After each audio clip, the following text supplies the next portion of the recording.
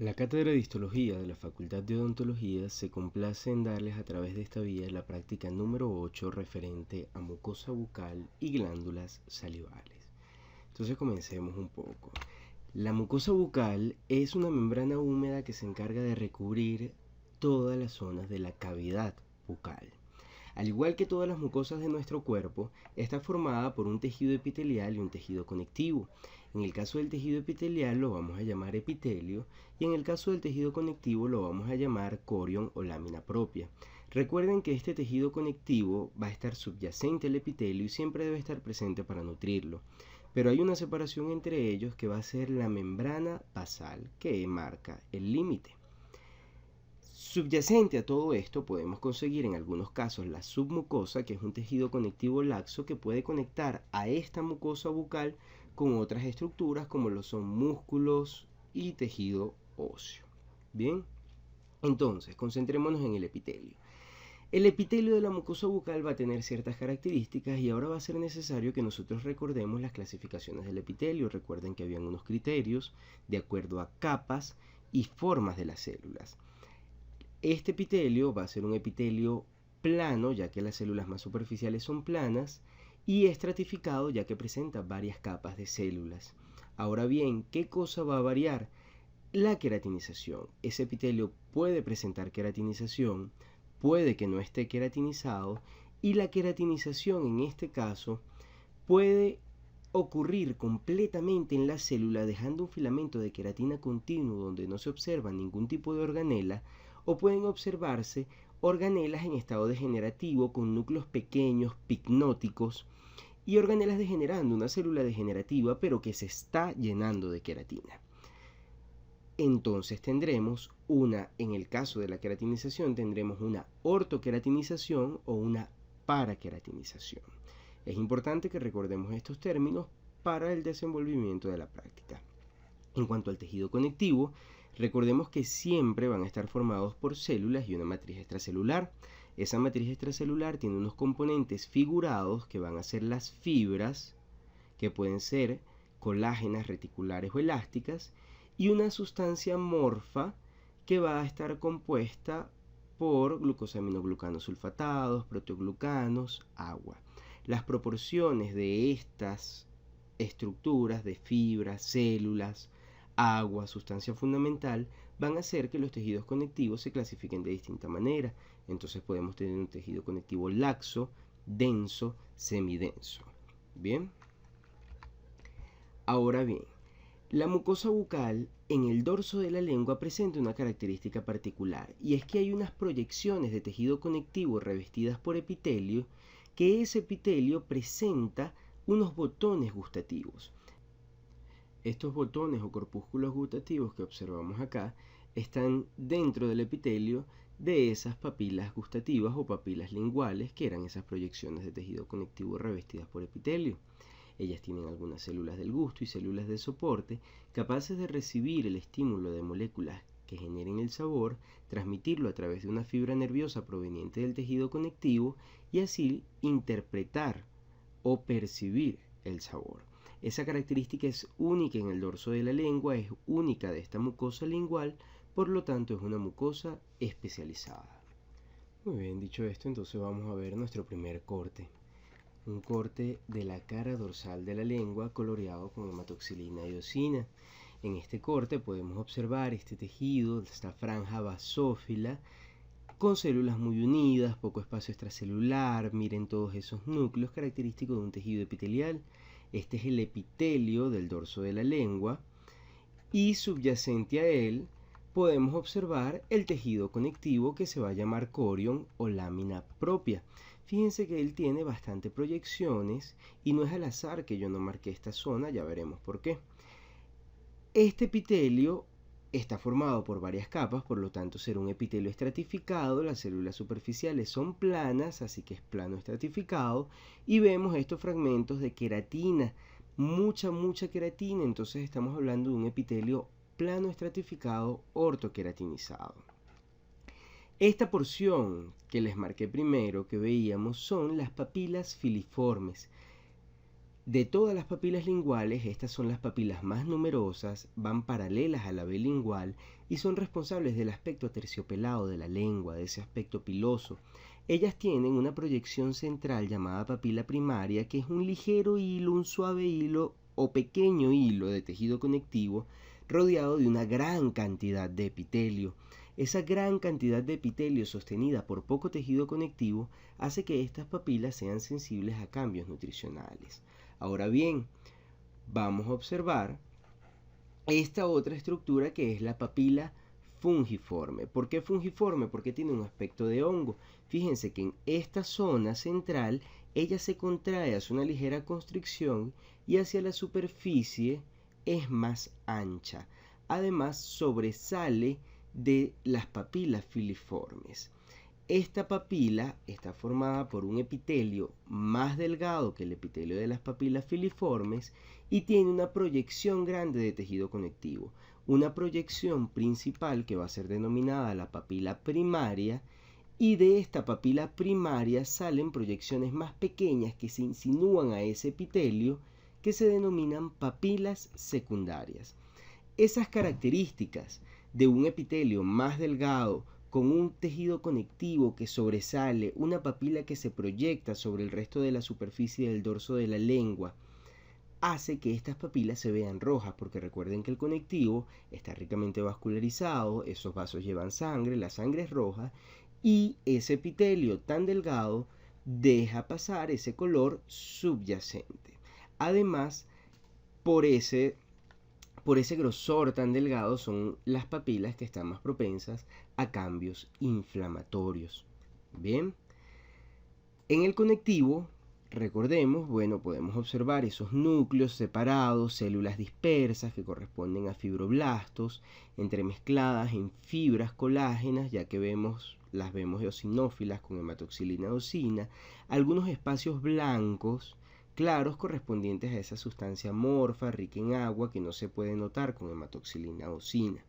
Subyacente a todo esto, apreciamos la submucosa que presenta fibras musculares cortadas longitudinalmente o transversalmente, y también algunos adipocitos, que los vemos con hematoxilina eosina como círculos blancos no teñidos con núcleos excéntricos desplazados hacia la periferia. Si los quisiéramos observar, tendríamos que usar alguna coloración de Sudán.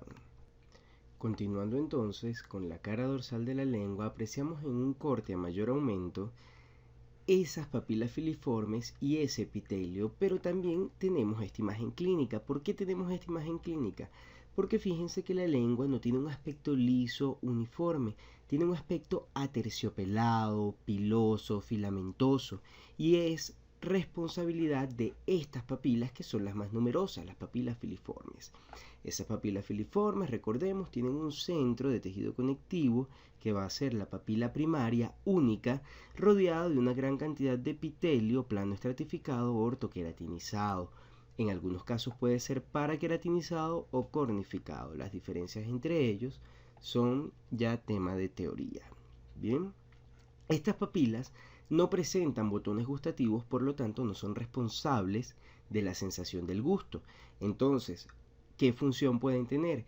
Ellas tienen función en la trituración de los alimentos que hace la lengua contra el paladar. Aunque ciertamente nosotros no masticamos con la lengua, hay una ligera trituración que hace la lengua contra el paladar al masticar, al comer.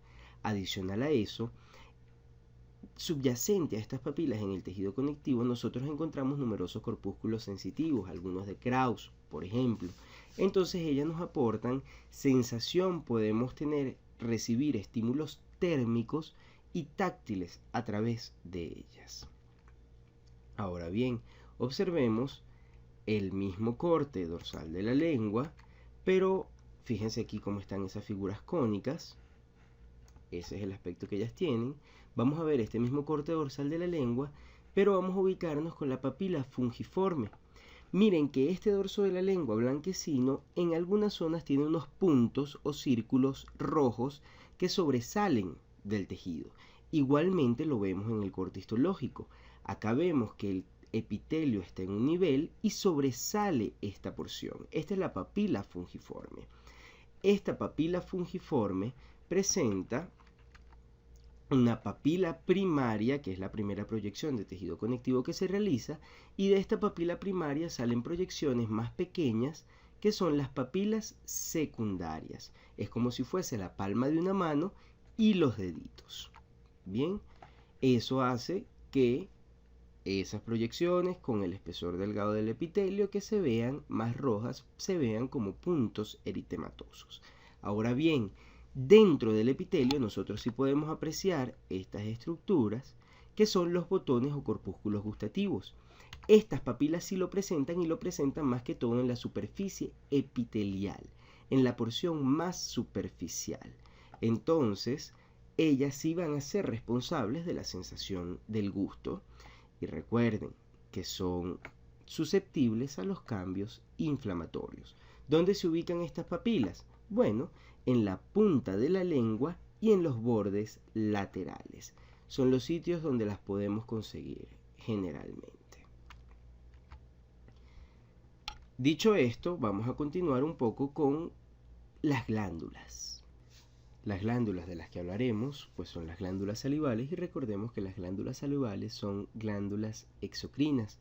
Por lo tanto, tienen un adenómero que se encarga de realizar un producto, de producir una secreción, que en este caso va a ser la saliva, que va a pasar a través de un sistema de conductos que van a ir modificando esa saliva hasta que llegue al conducto excretor, donde va a ser liberada a la cavidad bucal.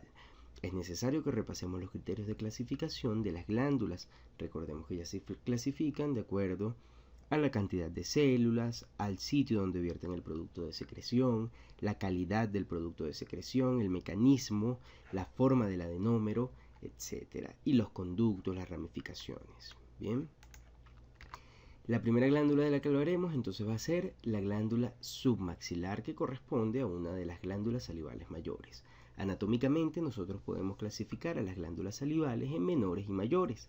Las menores están alrededor de toda la mucosa bucal, de la cavidad bucal, y no tienen una estructura histológica muy definida. En cambio, las mayores están tan organizadas y tienen una estructura tan delimitada que van a ser unos órganos como tales. Van a ser la parótida, la submaxilar y la sublingual. La glándula submaxilar es la segunda en tamaño, en mayor tamaño.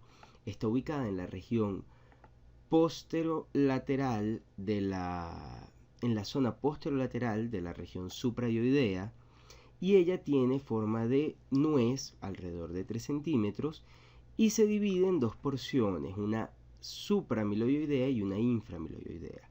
Los términos anatómicos, bueno, ya realmente lo van a desarrollar en anatomía humana. ¿Qué vamos a hacer ahora? Bueno, vamos a observar un corte de esa glándula submaxilar coloreado con hematoxilina y eosina.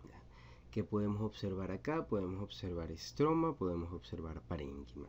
Recordemos que los órganos tienen dos porciones. Un estroma, que es la porción de sostén, corresponde a un tejido conectivo que lo divide, que lo nutre, que lo diferencia, que lo encapsula, y el parénquima, que es la porción que hace la función del órgano como tal, lo que hace que ese órgano sea ese órgano. Bien, acá podemos observar como parte del estroma la cápsula, una cápsula de tejido conectivo que emite algunas proyecciones de ese mismo tejido conectivo que van a ser denominadas tabiques. Esos tabiques me dividen a mi glándula en lóbulos que contienen a los acinos. Estos tabiques grandes que emite la cápsula son tabiques interlobulares, pero a su vez de estos tabiques se desprenden algunos tabiques más pequeños que van a ser tabiques interlobulillares, porque lo que era un gran lóbulo va a terminar siendo dividido en dos lobulillos o en pequeños lobulillos. Dentro de esos lobulillos, entonces nosotros observamos el parénquima, que el parénquima va a estar formado por los adenómeros, que van a ser los acinos, ya que los adenómeros de esta glándula tienen forma acinar, y pueden ser mucosos o serosos. Luego de que la saliva es producida por uno de estos acinos, mucosos o serosos, eso va a pasar por un sistema de conductos. entonces esos conductos y los adenómeros o acinos van a ser parte del parénquima. Entonces vamos a ver algunos de estos acinos. Fíjense en estos que están acá de aspecto claro, vacuolado, que no se tiñen muy bien con hematoxilina eosina, son acinos mucosos, y podemos observar en esta zona unos acinos cerosos que sí son más basófilos, más pequeños y son bien teñidos con hematoxilina eosina. Por lo tanto, esta es una glándula de secreción mixta, pero el predominio de la glándula es un predominio ceroso. Aquí, con mayor aumento, podemos apreciar esta glándula submaxilar. Fíjense, lo primero que vamos a notar es el tabique que está dividiendo a esta glándula en dos porciones, un lóbulo superior, un lóbulo inferior. Tabique formado por tejido conectivo que es parte del estroma. Muy bien. Ahora vamos a ver esos acinos que no veíamos también en el corte anterior, ahora los vemos un poco mejor. Vamos a apreciar los acinos cerosos, estos que están acá, que los vemos esquemáticamente acá. ¿Cómo son esos acinos cerosos? Bueno, esos acinos cerosos son de forma cinar, o sea, redondos, circulares, tienen células triangulares con núcleo central y la luz es pequeña, la luz no se puede apreciar prácticamente. También podemos observar los acinos mucosos, que son unos acinos más grandes. Son acinos cuya luz, en algunos casos, si se puede apreciar con el microscopio, los núcleos están desplazados hacia la periferia porque la célula se va llenando de esas glucoproteínas, de esa mucina, y toma un aspecto vacuolado del citoplasma. Si nosotros quisiéramos apreciar mejor estas células, tendríamos que usar una tinción de Paz o musicarmín. Pero adicional a esto, nosotros podemos apreciar unos acinos mixtos. ¿En qué consisten estos acinos mixtos? Bueno, consisten en un acino mucoso, con todas las características de un acino mucoso, luz amplia, núcleos desplazados hacia la periferia, que tiene alrededor de él una semiluna cerosa o semiluna de von Ebner. Entonces, estos acinos van a tener una porción mucosa con una semiluna cerosa y van a compartir entonces el mismo conducto al final. Acá podemos apreciar un conducto excretor.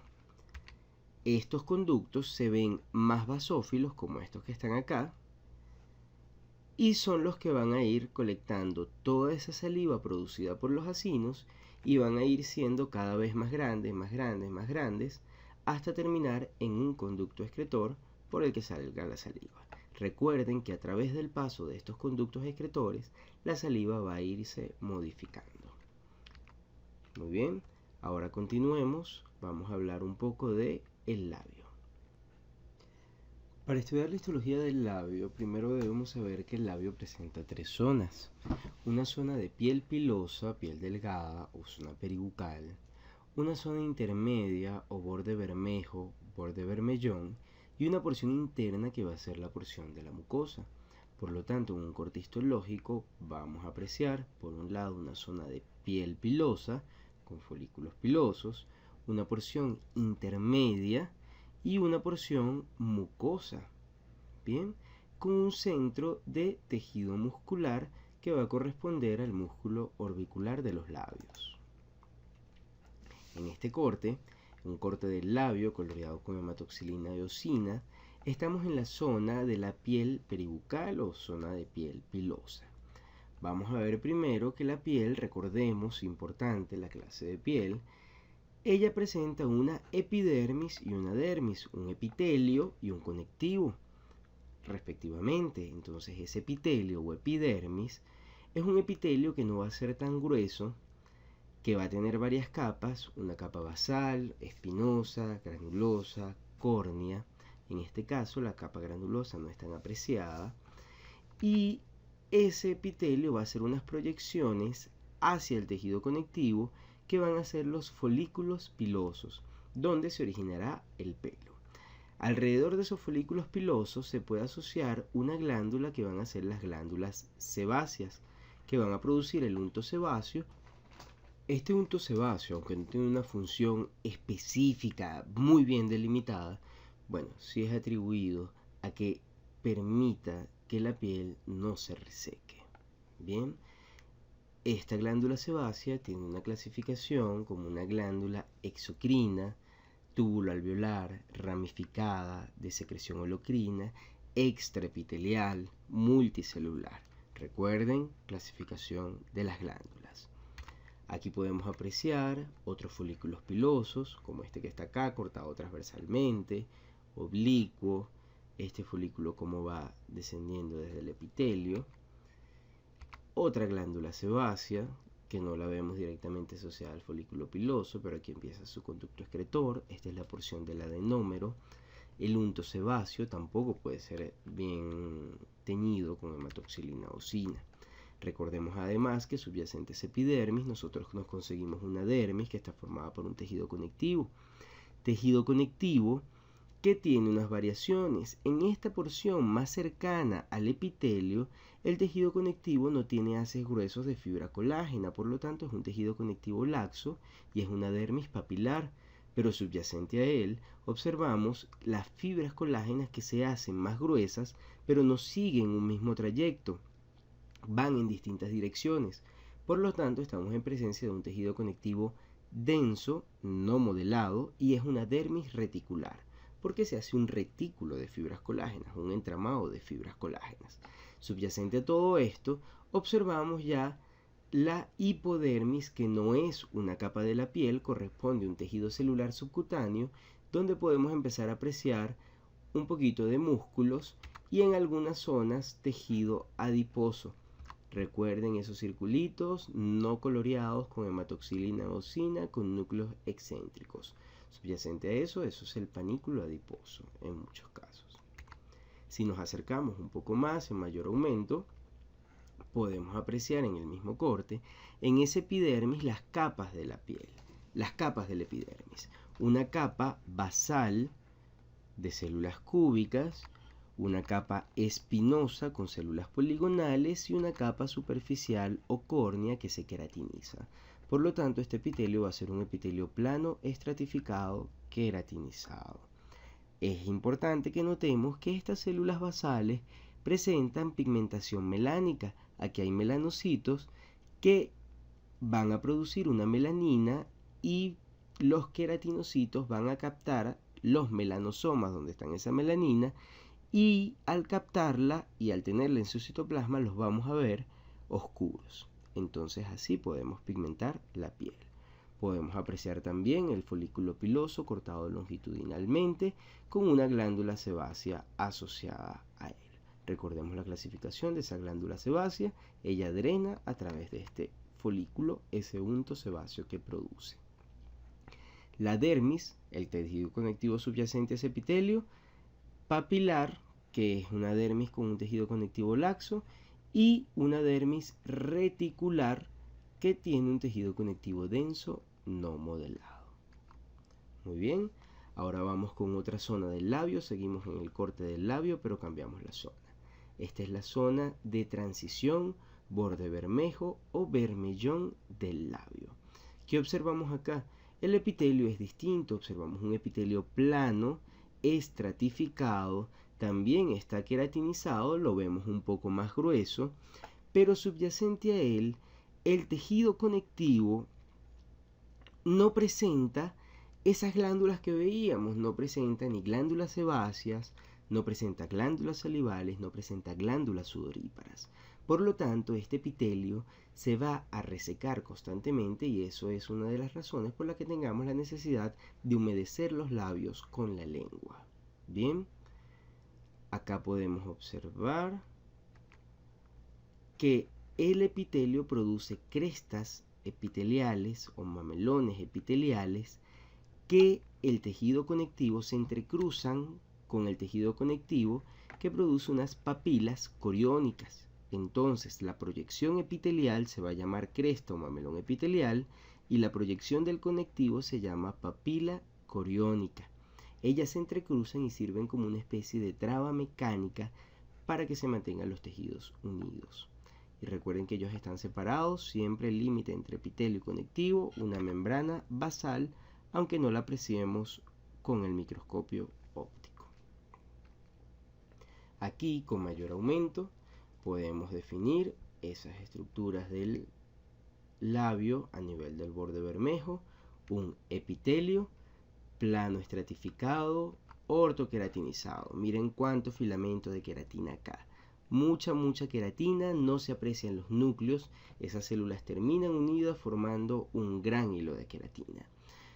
Subyacente a él, observamos ese tejido conectivo que siempre hace proyecciones, esas papilas coriónicas, y un poco más abajo observamos esto que es tejido muscular. Ese tejido muscular están cortados en estos casos transversalmente esos fascículos, y miren que hay tejido conectivo alrededor de ellos.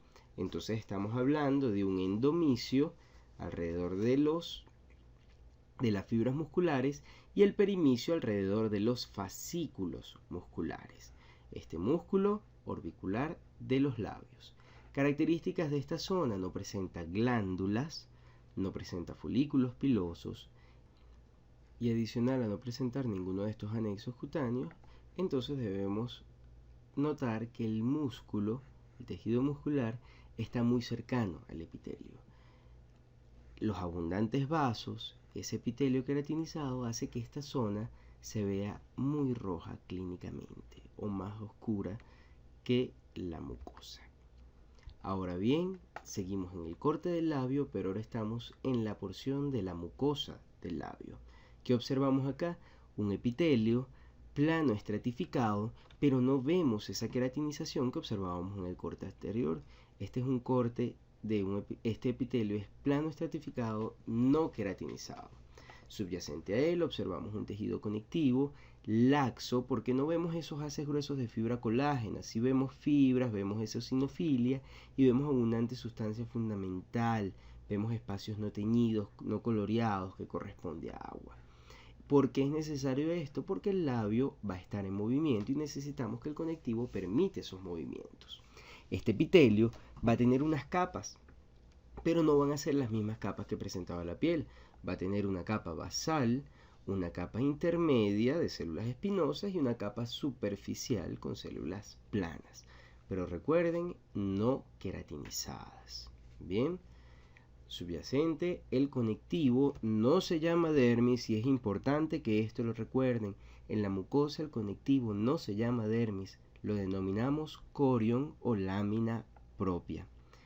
Y un poco más abajo de esta mucosa observamos la submucosa, donde empieza a aparecer ese tejido conectivo laxo, y en ese tejido conectivo laxo podemos encontrar vasos, nervios y esta estructura espectacular que es una glándula salival menor, una glándula salival labial.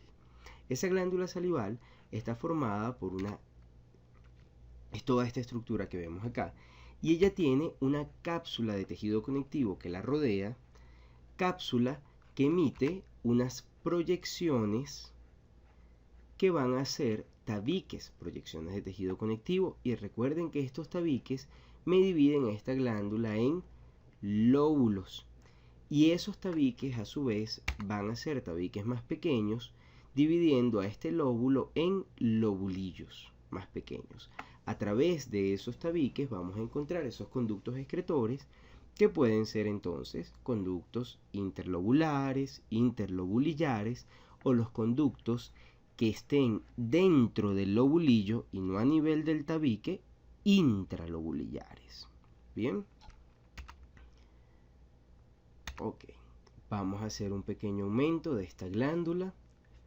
Fíjense, aquí observamos la cápsula que la rodea de tejido conectivo, cápsula que emite los tabiques que apreciamos acá, unos tabiques interlobulares que van a hacerse más pequeños, haciendo tabiques interlobulillares, porque ya tenemos un lóbulo que se divide en lobulillos, Y a través de esos tabiques pasan entonces estos conductos. Conductos que si los queremos identificar, entonces los podemos notar porque son intensamente basófilos. ¿Cómo son los acinos de estas glándulas?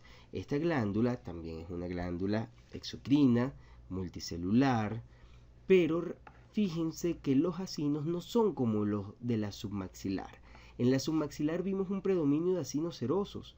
Acá vemos que la mayor cantidad de acinos son mucosos. Fíjense que casi todos los acinos son de aspecto claro, vacuolado. Miren que se puede notar la luz, una luz amplia, los núcleos desplazados hacia la periferia. Estas glándulas son mixtas pero con un predominio mucoso, casi totalmente mucosas. Bien, entonces recordemos, acinos con los conductos excretores formando parte del parénquima, tabiques con cápsula formando parte del estroma. Aquí vamos a ver en mayor aumento, vamos a disfrutar este corte. Esto es un lobulillo, acá lo que estamos marcando. Fíjense en este lobulillo, vamos a observar esos acinos mucosos con todas las características que acabo de mencionar. Vamos a ver acá unos poquitos acinos serosos, núcleos centrales bien teñidos con hematoxilina y eosina, redondos, no son aplanados, son redondos esos núcleos, la luz no se puede notar. Y además apreciamos los acinos mixtos, como este que está acá. Fíjense que este es un acino mucoso, pero aquí vemos una media luna serosa. Igualmente acá, un acino mucoso con una media luna serosa o media luna de von Ebner. Y por último, vamos a mencionar los conductos excretores. Estos conductos, este conducto en particular, yo no veo ningún tabique asociado a él, no veo nada de tejido conectivo que venga por aquí. Esto es un conducto intralobulillar. En cambio acá yo veo una corriente de tejido conectivo que me está formando un tabique. Este conducto será un conducto interlobulillar. ¿Cómo notamos los conductos? Fíjense que los conductos son más basófilos y si notamos y afinamos un poco el ojo, vamos a observar que el epitelio que lo cubre es un epitelio cúbico simple y la luz es amplia. No es nada parecido a lo que hemos visto con nuestros acinos. Muy bien, para terminar, vamos a observar en el corte del labio estos fascículos musculares. Acá vemos el músculo orbicular de los labios. Recuerden que alrededor de cada fibra muscular hay un tejido conectivo que lo rodea llamado endomicio y esas fibras forman fascículos que también los rodea tejido conectivo llamado perimicio. Y el tejido conectivo que rodea todo el músculo como tal va a ser el epimicio. Muy bien. Dicho todo esto, fue un placer para la cátedra ser partícipe del inicio de su formación como odontólogos. Esperamos que los conocimientos adquiridos en este primer año los acompañen durante toda su carrera y su futuro ejercicio profesional. Esperemos que disfruten, esta es una carrera excelente. Muchas felicitaciones, mucho éxito a todos.